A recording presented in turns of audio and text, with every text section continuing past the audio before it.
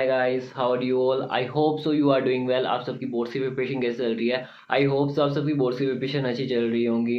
और आप सब कैसे हैं मेरे को कमेंट बॉक्स में बताएं। और जो आपकी बोर्ड की जो प्रिपरेशन है वो भी कैसे चल रही है, आप मेरे को कमेंट बॉक्स में बता सकते हैं। तो ये वीडियो है ना मोस्ट इंपॉर्टेंट होने वाली है उन स्टूडेंट्स की जो कि क्लास 12th के अंदर है, जिनका भी कुछ टाइम के बाद में ना इंग्लिश का बोर्ड एग्जाम है सीबीएसई का। तो उनके लिए मैं है ना कुछ टिप्स और है ना कुछ है ना बहुत ज़्यादा इंपॉर्टेंट पॉइंट लेके आया हूँ, जो कि वो खुद के इंग्लिश के एग्जाम टाइम पे अभी जो चल रहा है उसके अंदर यदि वो फॉलो करते हैं तो उससे एक वो अच्छा स्कोर गेन कर सकते हैं अपने इंग्लिश के जो बोर्ड के एग्जाम के अंदर। तो मैं वो कुछ है ना इंग्लिश के जो इंग्लिश सब्जेक्ट का जो पेपर है उसके रिगार्डिंग कुछ मोस्ट इंपॉर्टेंट ना पॉइंट्स बताने वाला हूँ, जो कि आपको है ना आपकी प्रिपरेशन के अंदर हेल्प करेंगे, जिससे कि आप आपका पेपर और भी अच्छा कर सके। तो बेसिकली यदि आप इंग्लिश का सिलेबस देखते हो तो आपका जो इंग्लिश का सिलेबस है 3 पार्ट के अंदर डिवाइड है, ठीक है। फर्स्ट पार्ट है आपका रीडिंग कंपैरिजन, जिसके अंदर आपके पैसेजेस वगैरह आ जाते हैं, ठीक है। सेकंड पार्ट आता है आपका राइटिंग स्किल, जिसके अंदर आपके advertisement, notice, invitation, poster, speech, reports के जो चैप्टर्स होते हैं वो आ जाते हैं। लिटरेचर आता है, लिटरेचर के अंदर आपकी दो बुक्स चलती है, फ्लेमिंगो और विस्टा, जिसके अंदर पोएम्स है और कुछ जो चैप्टर्स है डिस्क्रिप्टिव, ठीक है।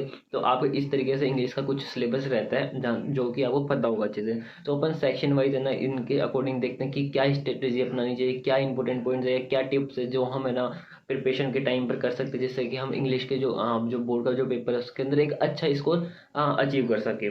तो फर्स्ट पार्ट आता है अपना रीडिंग कंप्रेसर, जिसके अंदर पैसेज आता है। तो देखो ये मत सोचिए जाना कि पैसेज जो अपने सिंपल वाले आते थे कि डायरेक्ट क्वेश्चन मिलता था, डायरेक्ट क्वेश्चन का हमें डायरेक्ट आंसर मिल जाता था। पैसेज में इस तरीके के क्वेश्चन मतलब पैसेज आने वाले हैं, इस तरीके के क्वेश्चन आने वाले हैं, डोंट थिंक लाइक दैट। थोड़े से जो पैसेज होंगे सीबीएसई के इस बार वो थोड़े से कॉम्प्लेक्स होंगे। तो आप ये सोच कर ना जाएंगे या ना पैसेज आएंगे वो सिंपल आएंगे तो हम कर लेंगे, ठीक है। तो इसके लिए आपको प्रिपरेशन करनी पड़ेगी।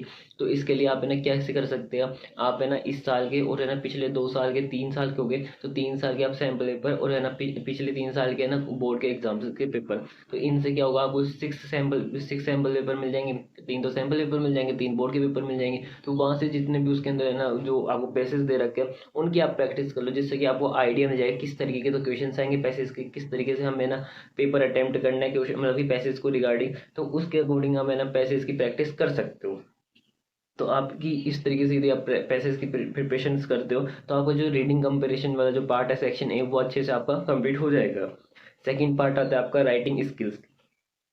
तो बेसिकली राइटिंग स्किल के अंदर आपका क्या आता है, एडवर्टीजमेंट आ जाता है, नोटिस आ जाता है, इनविटेशन, पोस्टर, स्पीच, रिपोर्ट्स, इस तरीके के जो टॉपिक्स होते हैं या इस तरीके के जो चैप्टर्स होते हैं वो राइटिंग स्किल्स में आता है। तो सबसे पहला काम तो क्या करना है आपको है ना जो है ना इन जो चैप्टर्स के जो परफॉर्म है, इन जो सारे जो चैप्टर्स के जो है ना एक फॉर्मेट होता है ना वो आपको एक पेज पे बनाना है, एक तरीके शॉर्ट नोट्स बना लेना है इनके 4 से 6 पेज के अंदर है ना जितने भी टॉपिक है उन सब के आपके है ना फॉर्मेट हो जाएंगे। तो आपको इससे क्या होगा, एक क्लासिफाइड फॉर्म में है ना मतलब कि सारे जो जो भी टॉपिक्स हैं उनके सबके क्या मिल जाएंगे, फॉर्मेट मिल जाएंगे। तो जैसे कि आपने है ना एक पेज लिया, उसके अंदर है ना एक पेज के अंदर आपको ने बना लिया कि नोटिस का फॉर्मेट बना लिया, रिपोर्ट का बना लिया, जिसमें आपको पता रहे कि डेट किधर आनी है, डेजिग्नेशन किधर लिखनी है, सब्जेक्ट किधर लिखनी है, ठीक है। खुद का नाम कहाँ लिखना है, सिग्नेचर कहाँ पे करना है, ठीक है। तो इस तरीके से चीज़ें हो जाती है। तो आपको क्या, एक बार तो आपने क्या करनी है, उससे शॉर्ट नोट्स बना लिया मतलब एक फॉर्मेट उसको क्लासिफाइड फॉर्म में अरेंज कर लिया, उसके बाद में उस फॉर्मेट को लर्न कर लो, ठीक है। लर्न करने के बाद आपको वो है ना पता चलेगा कि किस तरीके से चीज़ें है ना अरेंज होंगी फॉर्मेट के अंदर किसी भी पर्टिकुलर टॉपिक या चैप्टर की, ठीक है। उसके बाद में आप क्या करो, उसके रिगार्डिंग 2 से 3 क्वेश्चन आप है ना प्रैक्टिस करके देख लो।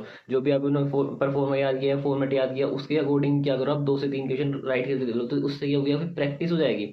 और उसके बाद में उसको कंपेयर कर लो जो स्टैंडर्ड जो आंसर दे रखे उससे, तो आपको कहाँ पर भी लगेगी हाँ यार यहाँ पे थोड़ी बहुत मिस्टेक हो रही है, तो वहाँ पे बस इंप्रूव कर लो। तो आप ऐसे करके ना जो आपका जो सेक्शन बी है जहाँ पे राइटिंग स्किल्स वाला पार्ट है वो इम्प्रूव कर सकते हो। कैसे इम्प्रूव कर सकते हो, सबसे पहले तो इनके एक पेजेस के अंदर है ना क्या करना है, सबके फॉर्मेट बनाने हैं, फॉर्मेट बना के सबके फॉर्मेट लर्न करने हैं। उसके बाद में हर एक टॉपिक से रिलेटेड या हर एक चैप्टर से रिलेटेड आप 2 से 3 क्वेश्चन उसकी प्रैक्टिस कर लो, ठीक है। तो वो आपका आराम से हो जाएगा। तो सेक्शन बी जो था आपका राइटिंग स्किल्स का उसमें आपको ज़्यादा इशू नहीं आएगा। अब आता है अपना सेक्शन सी। सेक्शन सी आता है अपना लिटरेचर पार्ट। लिटरेचर पार्ट के अंदर आपको पता है आपकी दो बुक्स चलती है, फ्लेमिंगो चलती है और एक चलती है आपकी विस्तास, ठीक है। तो इसके अंदर आपको पता है आपके पास कुछ पोएम्स है, कुछ डिस्क्रिप्टिव है ना, बड़े बड़े चैप्टर्स है। तो ये टाइम नहीं है कि आप अभी मतलब इतना टाइम नहीं बच रहा कि आप हर एक चैप्टर की है ना आपकी जो है ना जो एनसीईआरटी बुक्स है वहाँ से आप लाइन बाय रीडिंग करो और उसके बाद में आप वहाँ से क्वेश्चन फाइंड करके अपना आंसर याद करो। इतना टाइम नहीं है आपके पास में। तो इसके लिए मैं आपको है ना 3 स्टेप बताता हूँ, 3 स्टेप फॉलो करके आप है ना जो आपका लिटरेचर पार्ट है वो आप कंप्लीट कर सकते हो। तो सबसे पहले तो आपको ये करना है कि आपको ना जितने भी चैप्टर्स हैं ना उन चैप्टर्स की समरी देखनी है, कि आपको समरी देखनी है। आप समरी कहाँ से देखनी है, आप यूट्यूब पर है ना, आपके पास में बहुत सारा कंटेंट अवेलेबल है इंग्लिश का, तो वहाँ से आप है ना इंग्लिश के जितने भी चैप्टर्स हैं उनकी समरी दे सकते हो। फिर भी आपको है ना मतलब कि बेस्ट है ना चैनल से यदि आप मेरे को पूछते हो तो मैं आपको बताता हूँ कि इंग्लिश के रिगार्डिंग आप कहाँ से समरी दे सकते हो। तो देखो फर्स्ट जो यूट्यूब चैनल है ना वो मैंने ऑब्जर्व करा है वो बेस्ट है, वर्णक लैंग्वेज क्लासेस, ठीक है। सेकंड है शिप्रा मिश्रा, ये दोनों यूट्यूब चैनल पे है ना आपको बहुत अच्छा कंटेंट मिल जाएगा इंग्लिश के रिगार्डिंग। तो वहाँ से आप क्या कर सकते हो, समरी वीडियोस देख सकते हो हर एक चैप्टर की। तो पहला काम तो क्या होगा कि आपको हर एक चैप्टर की समरी देखनी है। सेकंड काम क्या है कि आपको जो है ना मैं एक पीडीएफ प्रोवाइड करा दूंगा, पीडीएफ के अंदर मैं जो पीडीएफ प्रोवाइड कराऊंगा उसके अंदर क्या होगा कि इंग्लिश के हर एक चैप्टर के ना नोट्स हैं, शॉर्ट नोट्स हैं, एक या दो चैप्टर के अंदर है ना आपको सारे के सारे शॉर्ट नोट्स मिल जाएंगे।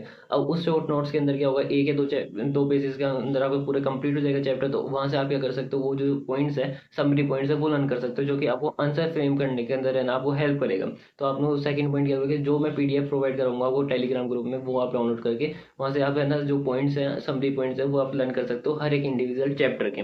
उसके बाद में आपको क्या करना है, ये मैं आपको एक पीडीएफ और प्रोवाइड करूँगा जिसके अंदर बहुत सारे क्वेश्चन होंगे। तो वो सारे क्वेश्चन आपको लिख के प्रैक्टिस नहीं करने, वो बस आपको सिर्फ रीडिंग करना है, जिससे कि आपको आइडिया लग जाए कि आप को क्वेश्चन कैसे आएंगे और इस तरीके का क्वेश्चन आता है तो हमें क्या आंसर लिखना है। क्योंकि आंसर होता है वो फिक्स होता है कि आंसर आपको पता होता है, बट क्वेश्चन की जो वेराइटीज होती है ना सीबीएसई के अंदर वो बहुत ज़्यादा हो जाती है। तो इस कारण हमें ना क्वेश्चन की प्रैक्टिस करना भी बहुत ज़्यादा इंपॉर्टेंट है। अभी आप हर एक क्वेश्चन लिख के नहीं कर सकते, बट आप हर एक क्वेश्चन को ना यदि रीडिंग कर लेते हो तो आपको आइडिया मिल जाएगा किस तरीके से आपको है ना कि क्वेश्चंस आएंगे, और कि यदि इस तरीके से क्वेश्चन घुमा के आते हैं तो हम किस तरीके से आंसर कर सकते हैं। तो आपको ये इस तरीके से आपको जो लिटरेचर पार्ट है ना वो कंप्लीट हो जाएगा, है ना।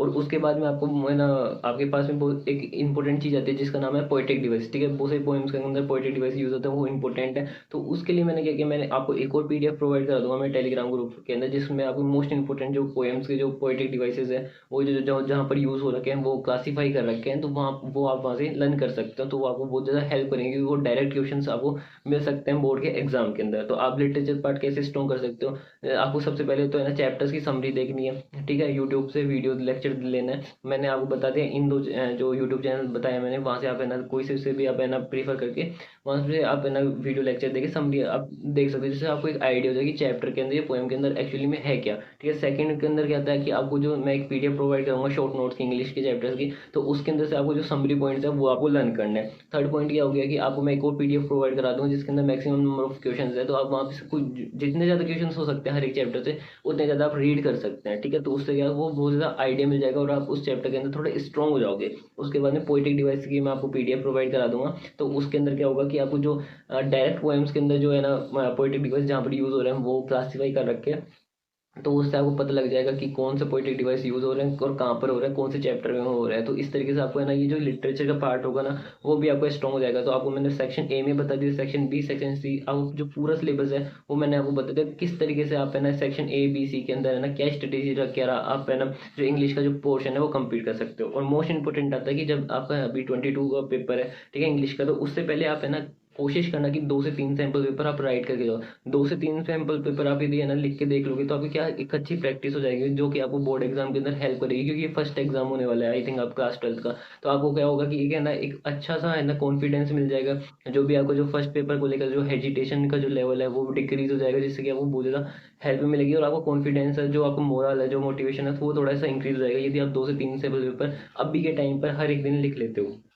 ठीक है। तो इस तरीके से आप कर सकते हो। और जो सैम्पल पेपर जो आपको प्रैक्टिस करनी है वो एक अच्छा सा सैम्पल पेपर लेना जो क्वालिटी वाला हो, जिसके अंदर क्वालिटी कंटेंट हो, क्वालिटी वाली क्वेश्चंस हो। ऐसा मत ले लेना कि बिल्कुल सिंपल ले लिया जिसका आपको मतलब सब कुछ ही आता है, ठीक है। एक अच्छा सा लेना, या फिर मैं आपको मेरे टेलीग्राम ग्रुप के अंदर है ना आपको प्रोवाइड करा दूंगा 2 से 3 सैम्पल पेपर, आप उसकी प्रैक्टिस कर सकते हो, ठीक है। बाकी आपको जो एग्जाम टाइम के जो एग्जाम प्लानर है जो मैंने आपको यूट्यूब पे मैंने वीडियो डाल दी थी, क्या वो किस तरीके से जो एग्जाम जो आपके जो गैप्स हैं वो आपको कवर करना है, तो आप सबने वो वीडियो देख ली होगी, यदि नहीं भी देखी तो आप वो देख लेना, जिससे आपको हर एक है ना जो एग्जाम है उसके बीच में जो भी गैप्स दे रखे हैं उसको कैसे आप इफिशिएंटली यूटिलाइज कर सकते हो वो भी आपको पता लग जाएगा, ठीक है। और अपने हैंड इंग्लिश के बाद में आपके जो कोर सब्जेक्ट्स हैं उनके पेपर स्टार्ट हो जाएंगे कॉमर्स की, तो वो भी देख सकते हो कि आप इकोनॉमिक्स अकाउंटेंसी बिजनेस स्टडी के अंदर 100/100 कैसे स्कोर कर सकते हो।